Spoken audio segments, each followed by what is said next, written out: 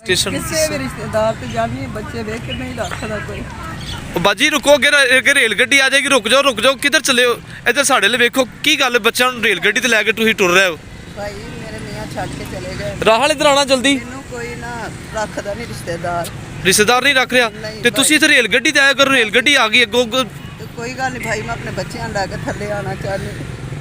ओहो की कह रहे हो रेल गड्डी थल्ले आना चाहते हो लैके रिश्तेदारां ले जांदे तो की बच्चे वेख के की कहंदे ने बच्चों असं नहीं रख सकते। हाँ जी तुसीं अपने बच्चे लैके जाओ कोई कहंदे फौजी दे जा रहे कोई किते जा रहे ने सानूं वेख के दरवाजा बंद कर मतलब की गल है इत्थों अगर कोई फर्ज है रिश्तेदार कोई नहीं रखदा पे ते इन्हां दा अब्बू किथे वे वो छड़ के चले गए ने 2 साल तो भाई उन्हां दा कोई पता 2 साल तो तुसीं इकल्ले इन्हां नूं पालदे पे हो। हाँ जी भाई ਤੇ ਬਾਜੀ ਲੋਕਾਂ ਦੀ ਗੱਲਾਂ ਝਿੜਕਾਂ ਸੁਣ ਕੇ ਮਤਲਬ ਅੱਜ ਤੁਹਾਡੇ ਜ਼ੇਨ ਸੀ ਕਿ ਅਸੀਂ ਰੇਲ ਗੱਡੀ ਦੇ ਥੱਲੇ ਆ ਜਾਣਾ ਸਹੀ ਸਾਨੂੰ ਕੁਝ ਖਾਣ ਨੂੰ ਨਹੀਂ ਮਿਲਦਾ ਪਿਆ ਕੁਝ ਖਾਣ ਨੂੰ ਨਹੀਂ ਮਿਲਦਾ। ਇਹ ਰੋਂਦੀ ਕਿਉਂ ਪਈ ਬੱਚੀ ਦੁੱਧ ਤਰੋੜੀ ਸੁਬਾ ਦੀ ਦੁੱਧ ਰੋਰੀ ਕਿੰਨੀ ਏਜ ਇਹਦੀ ਇਹ 1.5 ਸਾਲ ਦੀ ਇਹ ਹੋਣ ਵਾਲੀ ਸੀ ਇਹਨਾਂ ਦੇ ਪਾਪਾ ਜਦੋਂ ਗਏ ਚਲੇ ਛੱਡ ਇਹ ਹੋਣ ਵਾਲੀ ਸੀ ਕਿਦੋਂ ਇਹਦਾ ਪਾਪਾ ਛੱਡ ਕੇ ਚਲਾ ਇਹਨਾਂ ਨੇ ਦੇਖਿਆ ਹਾਂ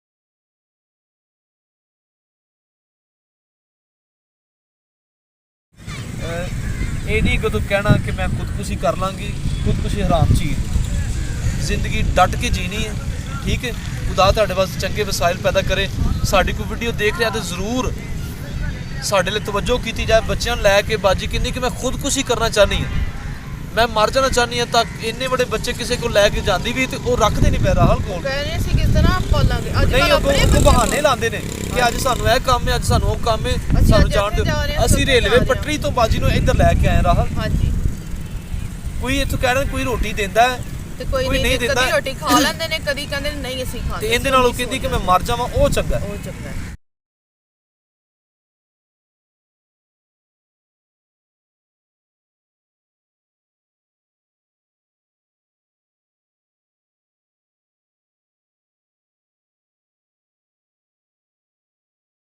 ਇਹ ਅਸੀਂ ਕਰ ਸਕਨੇ ਆ ਕਿ ਅਸੀਂ ਹੱਕਦਾਰਾਂ ਨੂੰ ਤੁਹਾਡੇ ਸਾਹਮਣੇ ਲਿਆ ਸਕਨੇ ਤਾਂ ਕਿ ਤੁਸੀਂ ਆਪਣਾ ਜਿਹੜਾ ਸਹੀ ਹਦੀਆ ਕਿਤੇ ਸਰਫ ਕਰਨਾ ਚਾਹੁੰਦੇ ਹੋ ਤੇ ਇਹੋ ਜਿਹਾ ਲੋਕਾਂ ਨੂੰ ਸਰਫ ਕਰੋ।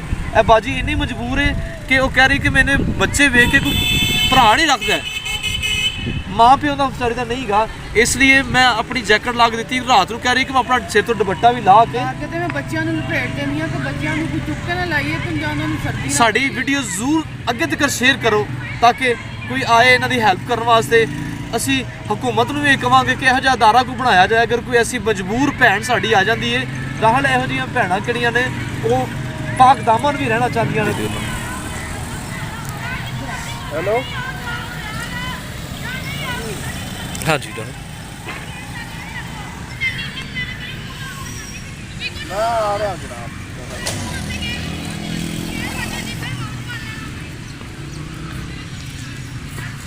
ਬਾਜੀ 10,000 ਰੁਪਇਆ 1 2 3 4 5 6 7 8 9 ਤੇ ਇਹ 10 ਠੀਕ ਹੈ। ਤੁਸੀਂ ਨਾਇਲਾ ਬਾਜੀ ਨੂੰ ਤੁਸੀਂ ਉਹਨਾਂ ਵਾਸਤੇ ਦੁਆ ਕਰਨੀ ਹੈ ਖੁਦਾ ਉਹਨਾਂ ਨੂੰ ਬਲੈਸ ਕਰੇ ਬਰਕਤ ਦੇਵੇ ਤੇ ਉਹਨਾਂ ਦੇ ਕਾਰੋਬਾਰ 'ਚ ਬਰਕਤ ਪਾਵੇ। ਤੁਸੀਂ ਇਹ ਪੈਸੇ ਰੱਖੋ ਬੱਚਿਆਂ ਦੇ ਕੱਪੜੇ ਲੈ ਕੇ ਆਓ ਇਹਨਾਂ ਦੇ ਦੁੱਧ ਵਗੈਰਾ ਇਹਨਾਂ ਦੀ ਖਾਣ ਪੀਣ ਦੀਆਂ ਚੀਜ਼ਾਂ ਤੁਸੀਂ ਲੈ ਕੇ ਆਓ। ਕਾਕਾ ਕਿੰਨੇ ਦਿਨਾਂ ਜੋ ਹੋ ਗਏ ਨੇ ਐਸੇ ਕੰਡੀਸ਼ਨ 'ਚ 5-6 दिन से कुछ सही तरह नहीं खाया तेरा फोड़ा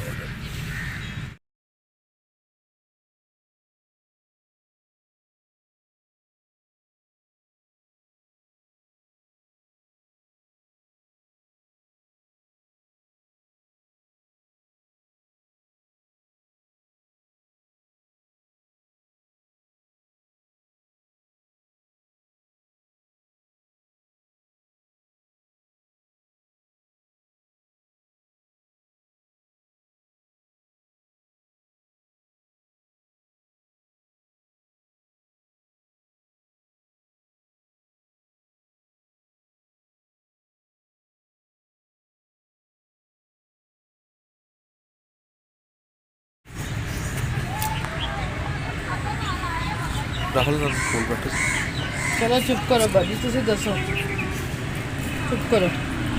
ਕਿੰਨੀ ਦੇਰ ਹੋ ਗਈ ਤਾਂ ਮੀਆਂ ਤੁਹਾਨੂੰ ਛੱਡ ਕੇ ਚਲਾ ਗਿਆ? ਅੱਗੇ ਹੋਊਗਾ ਦਾ 2 ਸਾਲ 2 ਸਾਲ ਦੋ ਹੋ ਗਏ ਸਾਲ ਨੇ ਹੋ ਗਏ ਤੇ ਨੇ। ਬੱਚੇ ਤੇ ਕੋਲੋਂ ਕਾਫੀ ਛੋਟੇ ਹੋਣੇ ਨੇ।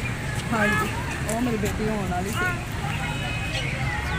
ਤੇ ਬਾਜੀ ਕੀ ਗੱਲ ਹੈ, ਰੇਲਵੇ ਸਟੇਸ਼ਨ ਕਿਸੇ ਵੀ ਰਿਸ਼ਤੇਦਾਰ ਤੇ ਜਾਣੀ ਬੱਚੇ ਵੇਖ ਕੇ ਨਹੀਂ ਰੱਖਦਾ ਕੋਈ। ਤੇ ਮੇਰੇ ਹੁਣ ਭਾਈ ਤੁਹਾਡੇ ਸਹੁਰੇ ਉਹ ਫੋਤ ਹੋਏ। ਸਾਰੇ ਫੋਤ ਹੋ ਗਏ ਨੇ। ਅੱਛਾ ਵੀ ਮਤਲਬ ਬੱਚੇ ਜ਼ਿਆਦਾ ਨੇ ਤੇ ਅਸੀਂ ਨਹੀਂ ਰੱਖ ਸਕਦੇ।